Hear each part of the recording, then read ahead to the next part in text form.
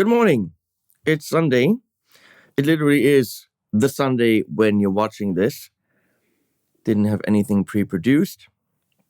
So I want to talk to you about some things that you might not be aware of. And I don't have the full story. Look, I don't. So if there's anything that I'm not seeing, anything that I'm saying wrong, anything that is not factual, please, if you're a brand, if you're a shop, if you're someone in the know, if you're a distributor, comment below and I will either make retractions and, make a new video or just pin your comment because we all don't have the full picture. I want to talk about distributors. And now, don't turn off now. Don't turn off now. That is way more interesting than you think. Because a lot of you don't know what distributors are. And distributors are being circumvented by brands now going direct. It's a trend. And I want to discuss whether or not that's a healthy trend. Whether that's good for you, the consumer, good for you, the artist. Is it better for the brand? Short term, long term? What does it mean for the industry that we buy from or that I'm deeply involved in because I present their products? It has different repercussions for everyone. And I'll just share my point of view. There's probably aspects I don't know about. Before we get there, one of my viewers, Kate, wrote to me that IK Multimedia for 3 days now, so today, Monday and Tuesday, still has I think it's called the Humble Sale, something like that. Go to IK Multimedia, $28 for some package of loads of synth and stuff, and that all goes to a charity. So that's a good thing to promote if IK is pushing something and it goes to a charity. I had no idea about it, but Kate said, hey, if you're doing a rant, you might want to mention that. So thank you for that, Kate. This is my coffee in a Starbucks cup. Hold your horses. Reusable cups. I like them. I don't have breakfast today because Perfecto De Castro stayed here for a week and made the most amazing breakfast every day. And now he went back to LA. So no food for me. I mean, I could make it myself, but the stuff he made was so good. So let's go there. What's a distributor? Because when you're in the know, when you're in the industry, it becomes apparent what a distributor's job is relatively quickly. But you as a consumer, you might have no idea what they do. So imagine you're a small pedal brand in the US. You have 5 employees, and that's probably already big. And you want to get into Europe. Now, you could try to write to Thomann directly. It's a big shop. If you get to Thomann, you have decent spread over Europe because they ship all over Europe, actually all over the world. It gives you visibility. It's a good plan. You might not get in there because you might not be big enough. You might not be popular enough. So it might be who knows. But that's one thing you could do. You could try to get into Music Store, Musikproduktiv or Session. Those are bigger stores in Germany that might be on your radar, but you most certainly will not get to the small shops. You could get into Effects Boutique, which is a primarily pedals-based online shop. Great shop, good selection, knowledgeable people. However, you might know about them and talk to, I think Andy is his name, directly, but you don't know the mom and pop shops. You don't know the shops where the kids buy. You're not on the ground, right? You have no idea how to get to those shops. You'd have to drive around like a traveling salesman and show them what you've got. And then in the hopes that they carry your products. That would require you to be on the ground in Europe. And it would also require you to know the shops and know the right people at the shops. All this is, honestly, years of establishing relationships. Just walking into a shop as a small US brand saying, oh, we got these pedals, you want to buy them? No, you got to know who's the guy to talk to. Who's the pedal guy that we have to convince so that he goes to the boss and says, we need to stock that shit. That groundwork, that takes a long time to establish. Who's the right guy at which shop? Which shops are the right shops for the product? That is all something that a small brand from the US can't do. It actually is also something that a big brand from the US can't do. Unless if you're Fender, huge brand, you'd have to send people out to the countries and build those relationships for years and years and years. Even though, of course, it's easier because the small shops will probably call Fender and say, can we stock you? Okay. But that's something that the small brand can't do. The small brand doesn't know the right artists to talk to. Which are the hot bands in Lithuania right now? Would you know? What are the hot bands in Italy? Which French bands are right now the shit? What French guitarist needs to play your guitar to be super visible in France? Who would know that?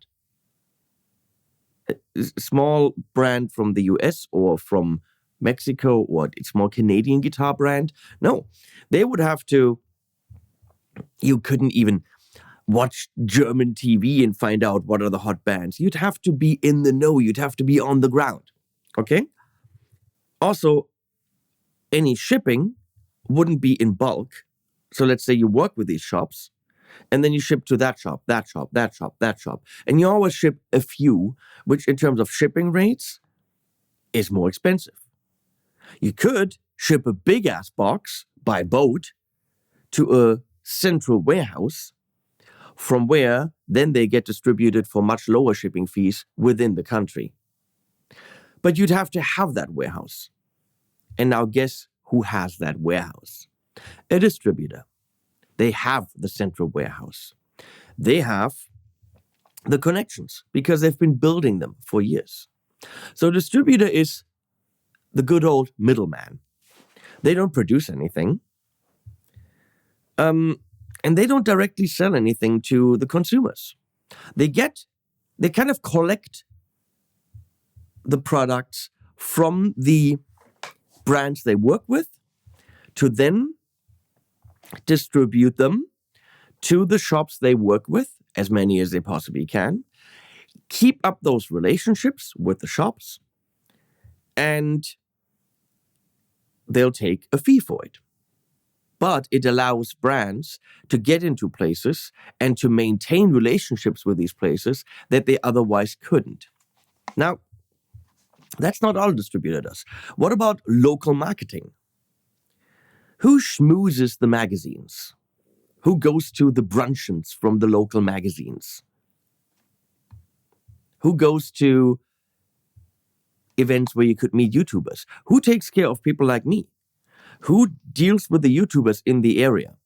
Technically, there aren't a million YouTubers, so it's really possible to do it from the main office, and that can be done remotely. But even the logistics of getting the product to the YouTuber could be facilitated by the distributor. So maybe I will talk to the main brand in the US, but they tell the distributor, hey, can you send Henning this thing? It's much easier and much quicker. But oftentimes, brands will give distributors marketing budgets or marketing units, and then it's up to the distributor because they've been given a job. Do the marketing in your area. I do hate working with local distributors because my videos are international. Now, if you're a German YouTuber in a German language, that distributor is responsible for you. Absolutely. When you're an international YouTuber or influencer, Instagram, whatever, I think it should be in conjunction with oh my God, now it's getting way too bright here. I'm sorry. You should be working with the main brand in conjunction with the distributor. So marketing is also a responsibility for distribution. Artist relations is local artist relations. That's a distributor. Go to concerts, go to Wacken, go to all these festivals, meet artists, find out who would be right for the brands you're representing, right? So that's a big responsibility. What about after-sales service? That's a biggie. What about if my pedal breaks? Well, I'm gonna ship it back to China. Am I gonna ship it back to Australia? Am I gonna ship it back to the US? Or do I call my local distributor and they either have a repair center, a warranty time, and they will take care of me. Therefore, I get it much quicker. And there's things that say my 120 watt rev amp breaks.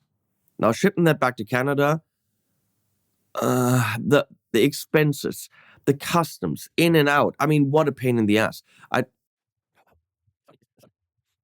So I'd rather ship it to the Dutch distributor, no taxes, no anything, and get it repaired there, right? So service, warranties, artist relations, marketing, and getting shit in the shops is the job of a distributor. So you can see, pretty important job, which is why many distributors are pretty big operations with the warehouse, the logistics, getting bulk pricing for shipping, all this stuff. And there's a tendency now for brands to say, well, we don't want to work with the distributor anymore. We want to work directly with the shops.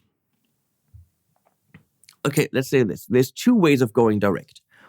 Very, very, very few brands are going direct, just direct. Buy from the website, that's it. That's all you can do. It's a choice. It seems to work for some if you've already established the need for it.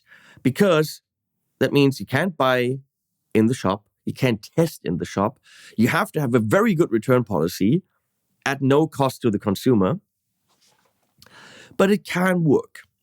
So for example, I'll give you two examples. Vola guitars, they had huge NAMM booth. They were trying to go the shop route, shop distributor, whatever. And they tried and tried and tried. And somehow, because of some pointiness on some guitars, shops weren't biting. They didn't want them. And they were finally fed up with it and said, screw it, we're now going direct.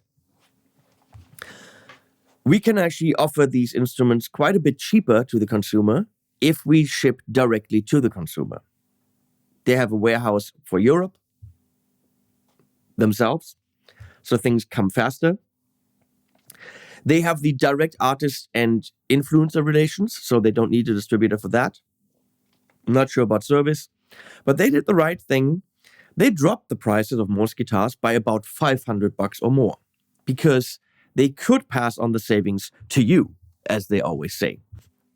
Which now means you can buy a Vola guitar that is equal to a guitar from another brand for maybe around 500 to 1,000 less than the other brands. And we get to pricing.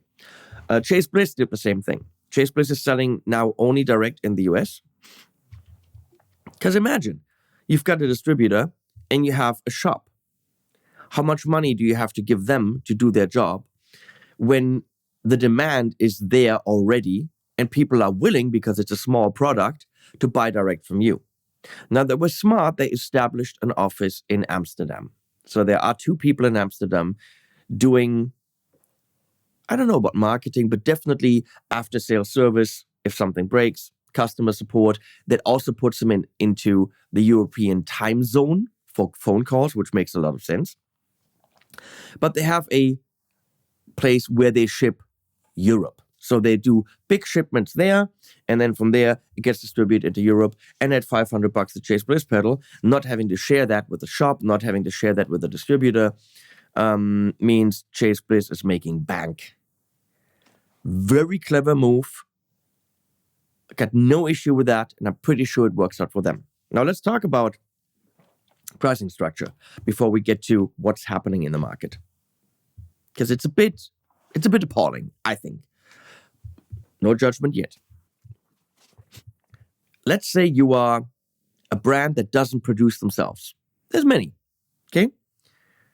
Guitar brands get things manufactured by Chord Guitars or Core, whatever, and then other manufacturers, and they've got their places where they get their stuff made. So technically, the actual brand isn't even manufacturing. They have to purchase the thing, right? So it means if you could purchase that thing directly from the factory, you would get it rather cheap. However, that's not how it works, because the brand has R&D costs, research and development. They might have marketing costs. They have artists. They have a website. All of you who always go like, oh man, the bits in that pedal are $15. Why is it $200? They absolutely do not understand what I'm talking about. That's the most asinine thing to say. Build a pedal, buy the parts. Yes, it might be $15. What about the hour, if you're fast, that it took you to assemble it? Okay, what about the time that it took you to develop it? If it's an easy pedal, a week or two. Okay, fine. You need to get paid for that time, right? So add that to the $15 divided by however many pedals you sell. Well, you need to tell people about it, right? So you're building a website. You're hosting a website. How much is that? That cost needs to go into the pedal. You're building that pedal in a building, which needs to be heated. It needs to have electricity. Add that. You need to ship the pedal to a place that ships it to other places, because you don't know the other places. Add that. So saying the materials in this are X amount of money is utter bullshit. It shows ignorance about how the market works. So the guitar gets made in the factory, and the brand has put in research and development, marketing, blah, blah, blah, blah, blah. So they will go get it from the factory, and let's say they spend $700 on it. Okay, I'm going to get my calculator. You're going to be amazed how amazing and how good a €700 guitar straight from the factory is, because the end price is going to surprise you. So let's say the brand itself, they want to make money on it. Oh, that's weird. Wait, they have bills? Wait, what if I go to auto exposure?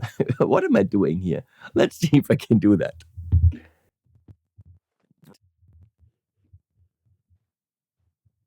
We'll run with it. So $700 is what the brand pays, right? We're going to add 30%, okay? Why not? Because that's how much the brand easily wants, plus 30%. Now the guitar's $910. Okay, well, we might add a case, so let's call it $1,000, okay? So, plus 90. So, it's very bright.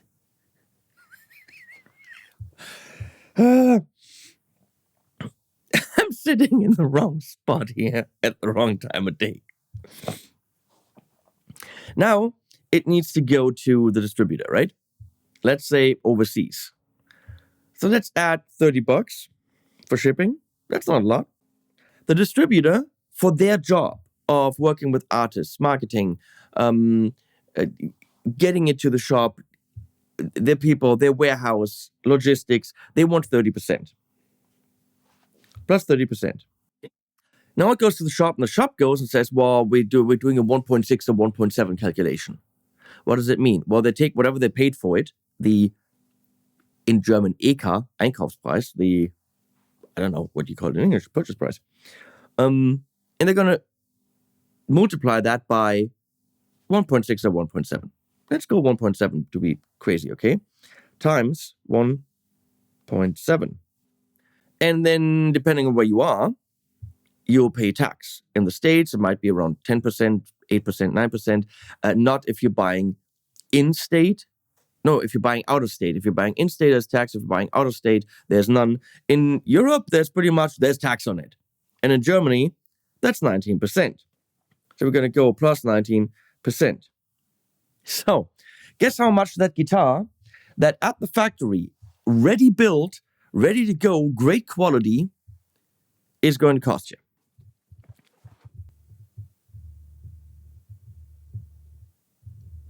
€2,708. So a guitar for almost $3,000. Honestly, to be built will cost $700. Why is that? Well, the actual product can't get to you. It needs to get to you. You need to be aware of it, marketing. You need to be able to go to a website. You need to have a service center ready to go in case something is wrong, right? Make sense? You pay for all of it. You pay for the trade show booth. A trade show booth at NAMM is thousands, 50,000, 100,000. Fender's booth at NAMM used to be 6 million. They're not paying that and not adding it to the guitars.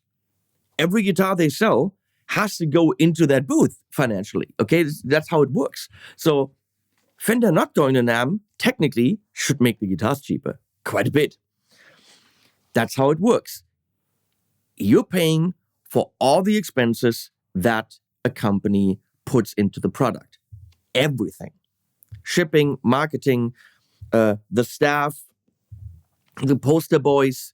When Polyphia, plays in Ibanez, you're paying for that. Which is fine. Otherwise, you would not have wanted the guitar or have heard of it. That's how it goes. Now, that's a long video already. Sorry. Companies are going direct. Let's go to the actual thing that we're talking about. Now you understand what distributor does. There's the brand who might or might not get the product produced. Whether they produce it in-house or somewhere else doesn't really matter because the production of the product costs how much it costs. It gets produced, that costs X amount of money. The brand, for being the brand and doing their job, developing all that stuff, having the brand name, all these things, wants money, so you add percentage to it. Then you add the next middleman, which is the distributor. Then you add the shop. Then you add taxes. Some products, like Engel, for example, used to be ridiculously expensive in the US. Prohibitively expensive. Why? Because Engel was made, still is, in Germany. But they didn't want to deal with the sales bit. So they had a distributor in Germany. They had someone in Germany they were working with. They got all the Engel amps and they were responsible for getting them around the world. So there was already a percentage added from those people. Then those guys couldn't deal with the US. They shipped to the US to another distributor. So you had two middlemen, plus the shop, plus tax. That added a whole other, let's say round number 30% to the cost. And if you add that 30% early on, price of the amp, plus 30, plus 30, it's not a fixed number. That depends, that number goes up with every percentage before. Is it logarithmic? It's one of those ithmics. Math is hard. That's why Engels was so expensive. They changed that model. That's technically how a product is priced. So companies are saying, well, we know the shops. We have relationships with some of the shops. This video is going to look so horrible. We have relationship with some of the shops. So why don't we just cut our distributor?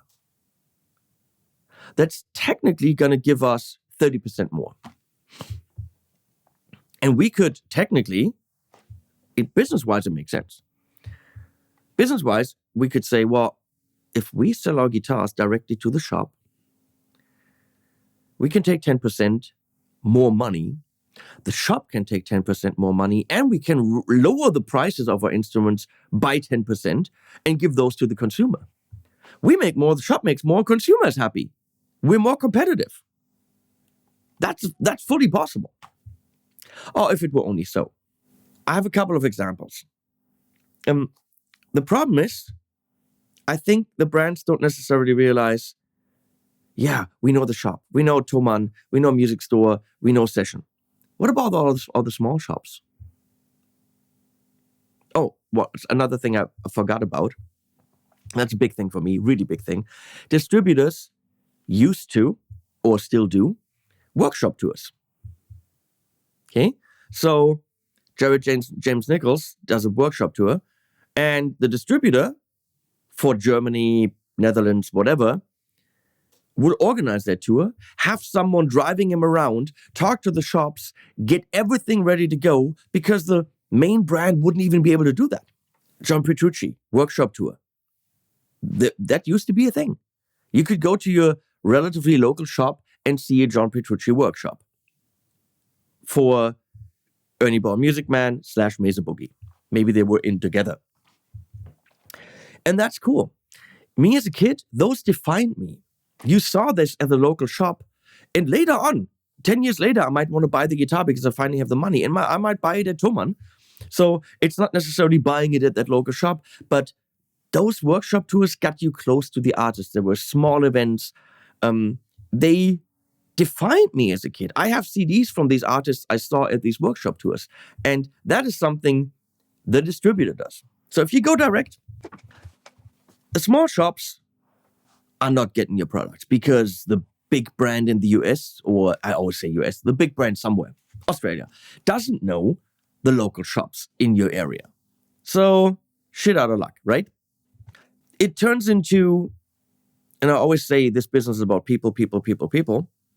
It turns into business. Because there's no face-to-face. There's no, I'm doing this tour through France, going from dealer to dealer, meeting the people we deal with. We have a coffee, we have a baguette, a croissant, a crepe.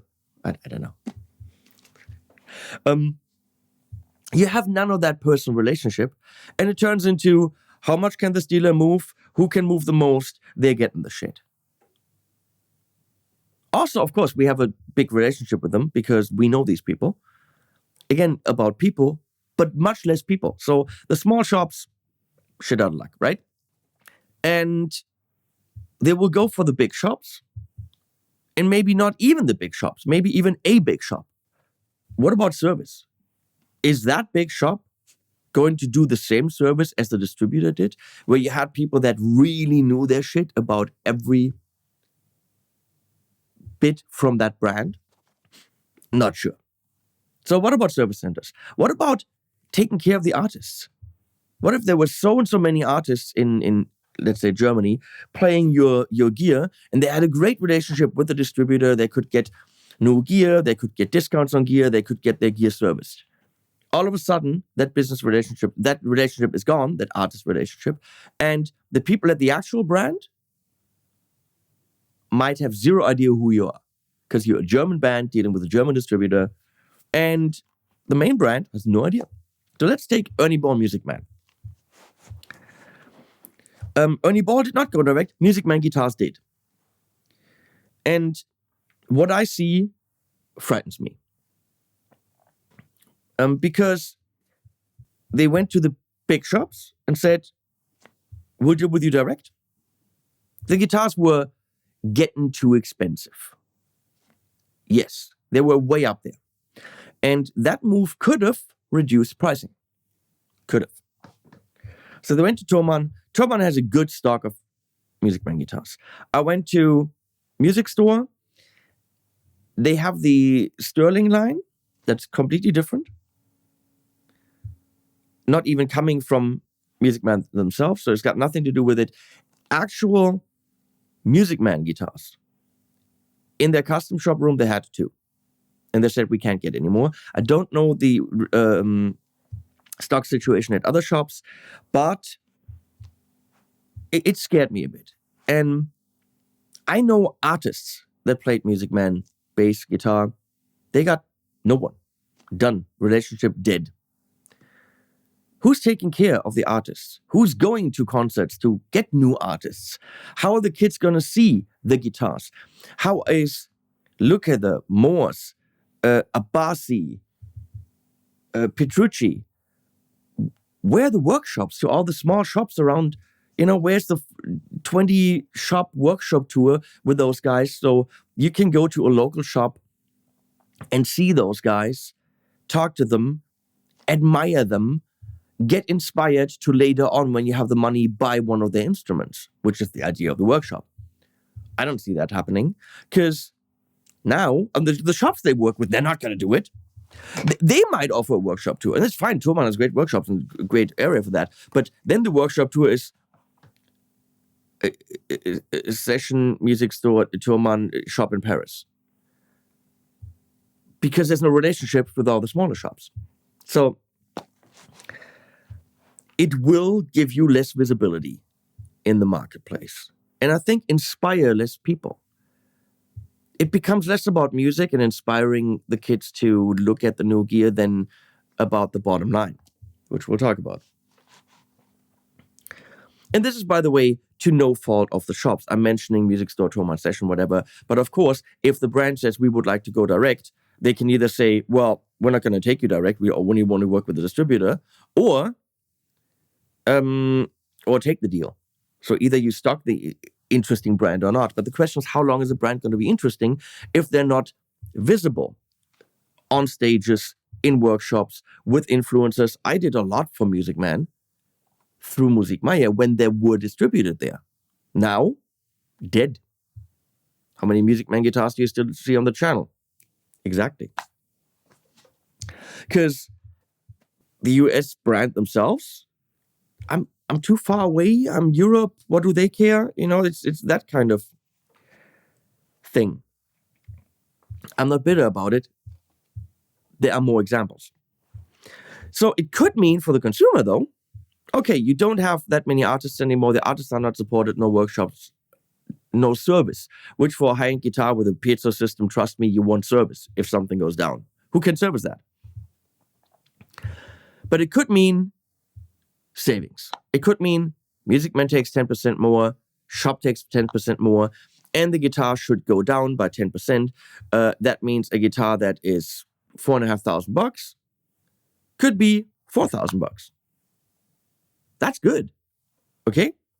Actually, the 10% would be happening technically before the times 1.6 from the shop, right? So what could happen is, instead of looking at the final price and deducting 10%, you would look at a lower price. Would it still then be the same? No, because the 19%, I think it would even be, I don't know math, it would be better. Figure it out. D'Addario did this. And they were with Meinl for many, many years. And all of a sudden, we want to go direct. Well, it makes sense. It's a big selling product, strings and all the accessories. There's a lot of margin. There's a lot of money to be made. And sharing 30% of that final price with a distributor, if you already know, because of years of relationships that were established through the distributor, and then they brought the people from the brand in, introduced them to the shops, all of a sudden, maybe that introduction is a bad idea because now the distributor is out of a job. Maybe the distributors should keep the brands away from the actual shops. It's possible. But they said, we can go direct. Okay. And then they realized, we let all of our artists hang. They all went to different brands. All of the Dario string artists in Germany, at least that I know, had nobody to talk to. So what Dario had to do is establish a hub in Frankfurt that did local marketing, local events, and took care of the artists. And now, I don't know how many people that is, but it's a whole bunch of people. So all of a sudden, you have a team of, let's say, 5. I think it's more. To be the D'Addario hub in Frankfurt, which is technically a one-brand distributor.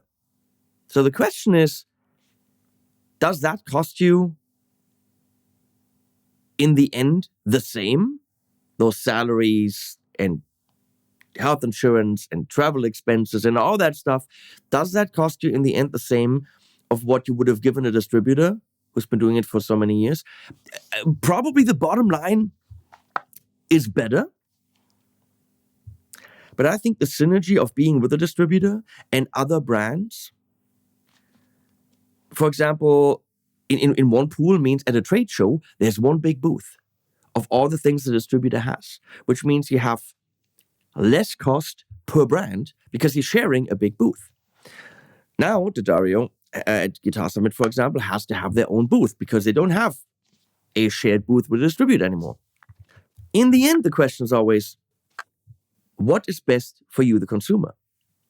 Having someone to talk to in the country, whether that's the brand directly or the distributor, is important. Having your favorite bands be supported is important. Having a service center, depending on what it is. Now, with amps, way important. With guitars, yeah. With strings, not so much. But having someone to call when something isn't right is very important, and not someone in the US at completely weird times, in a language you might not speak. If there's massive savings passed on to you, okay. But that isn't the case. As far as I can tell, the pricing stays the same. With Music Man, it felt like some of the pricing went up. I did get some numbers from some stores, and it's not true. It was either kept the same or maybe a tiny bit of savings, but not to the point where you say, like, where did the 30% go? They now could offer this ridiculously cheaper, like Vola did when they went direct. Massive savings. They literally took the guitars down, I think one of them like $700. They did go quite a bit cheaper. And they can offer things like affiliate programs. So when I advertise a Vola and you buy one, I get 5%. But also you get 5% because they have margins now to play with. It's not a bad business model. Just means you can check it out in the shop. So D'Addario, that's an example. Music Man, that's an example. What about the brands that are trying to go direct, like Vola, have their own online shop, but also want to work with shops? How is the pricing going to happen there? Well, the brand direct could drastically underprice everyone, right? They could. Fender Direct could make their guitars quite a bit cheaper, but the shops aren't going to like that. The shops are going to freak. If a Strat Plus, whatever, American 2, is going to be $2,000 in the shop and $1,400 on Fender Direct, nobody's going to work with Fender because everyone, of course, will buy from Fender Direct. So what Fender has to do is, everyone has to do this if they work with shops and go direct. They will have to price them in their online shop the same price that a dealer would offer you. Now, what's the benefit of buying from Fender Direct? I don't think there is one, because when you buy it at the dealer, you have the warranty from the dealer, your local dealer. You can ship it directly to the local dealer, hopefully service from the local dealer. That makes a lot more sense. So they could offer it a lot cheaper, but they would ruin the deals with all the dealers. So that doesn't make sense. But obviously, they make a shit ton more when you buy from them directly, because unlike Vola, they're not taking down the prices because they got to keep the pricing that the dealer has. Otherwise, everyone's up in arms. You can buy a Rev amp directly from Rev, but it'll be the same money that the dealer has. They have to do that. Now, of course, that makes Rev more money. So if you want to support the company more, yes, going direct. There's a benefit to buy Rev directly because you can get it customized on their website, built directly like this. You can also get it customized at your dealer, totally. However, the dealers are usually, with Rev amps, not doing that or not big time pushing that. So the ones you can get at Thomann or whatever, they are black. And then you could order a customized one from Thomann. Might not be the worst idea. But also from Rev at the same price. So when there's direct sales, but also dealers and distributors, the pricing isn't going to go down, which makes sense. When a company only goes direct, Vola, Chase Bliss, they can reduce the pricing and offer coupons, codes, all that stuff to you. They can offer affiliate programs to people like me. It makes sense. I'm afraid with this development of going direct because if they do it right, every brand will have to establish their own local hubs, their own local people. Otherwise, the communication with small shops, not going to work. Relationship with small shops, not going to work. Artists, not going to work. Events, festivals, not going to work. Another one is Dangelico, Pictronics, Supro. That's all the same brand, the same main owner. Now there's a lot of products to be taken care of, so that's always almost like a small distribution because you got amps, pedals, and guitars. And they went direct. But now they have a team of, I think, 4 or 5 in Cologne. Just for Germany or for Europe? Do they have that same team in different countries? I hope so. Are the savings being passed on to you? I don't know, because, that team needs to be paid for. So in the end, it's kind of like having a distributor. So what's the benefit of having no distributor? I don't know. You maybe are more in charge of your people. But again, more cost for trade shows because they had to have their own booth. Who else can I think of? Dangelico is doing that. Many brands are going direct now. Here's the danger. At the moment, prices are staying the same. They're not really passing on the savings from saving a distributor because they sooner or later realize, we have to have a team, they need to be paid for. So in the end, it's kind of getting the same. But if they can pass on the savings that way, that means brands that have the finances and the relationships and the size to go direct can do it. Brand directly to the shop, right? That means they could make their products competitively cheaper. So cheap that they could price out the competition very easily.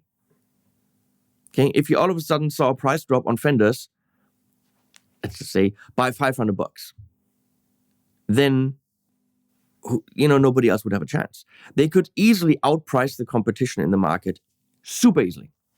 They could easily outprice the competition super easily. That's a lot of easilies. That's a possibility. They're not doing it yet, but no small builder who has to go through a distributor because they are 2 people building guitars, they cannot be on the ground in the countries. No small builder would have a chance.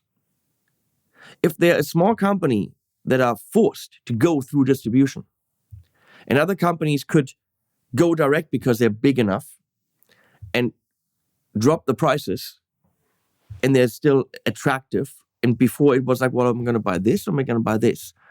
Well, they dropped $500. Now I'm going to buy this. It could be dangerous that the big brands can very easily outprice the small ones, and the small ones just have no more chance. I don't see it happening, but it is possible because there is another 30%, let's just call it 30, to play with. And the distributor and the shop could both agree, look, we didn't have that 30% before, so let's just not take it. Bam, everything is much cheaper. And then the smaller brands really have no chance. Again, that's not happening. But I don't know what to think about this whole development. I think that's where it's going to go. But that means what's going to happen to the small brands that simply don't have the finances to install people in all the countries in the world? What happens to their distribution? They have to go through a distributor. They will be more expensive. They might not have the connections. I don't like bigger guitar brands dropping their distributors and all of a sudden silence when it comes to artists, service, marketing. Now, I had Marshalls here. And I worked with Musik Meier. Something broke, shipped it there, they fixed it. Needed help, new amps were coming out, there were videos for new amps. They had a budget for marketing.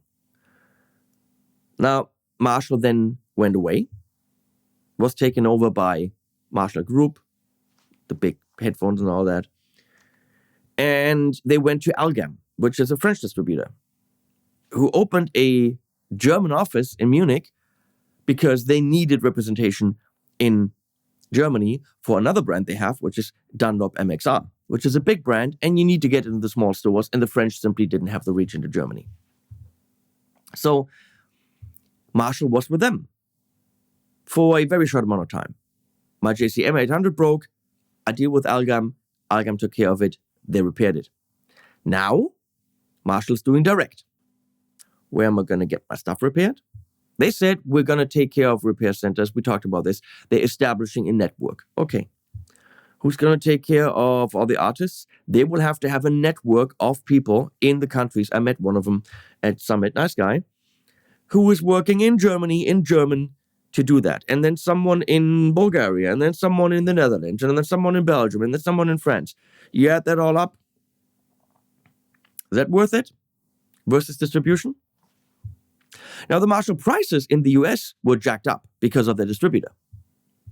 Really overpriced. Many of you pointed that out. They're fixing that by going direct. Okay, benefit.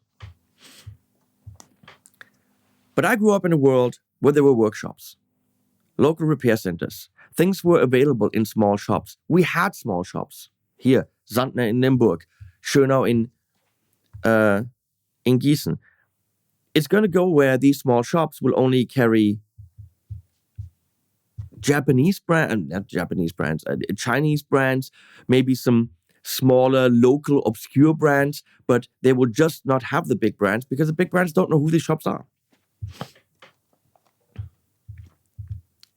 I think there could be benefits to the direct if the brands do it right.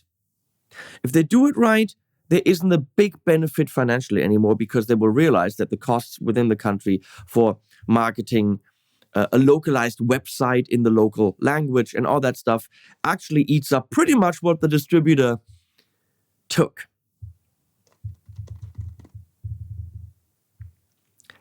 Leave your comments.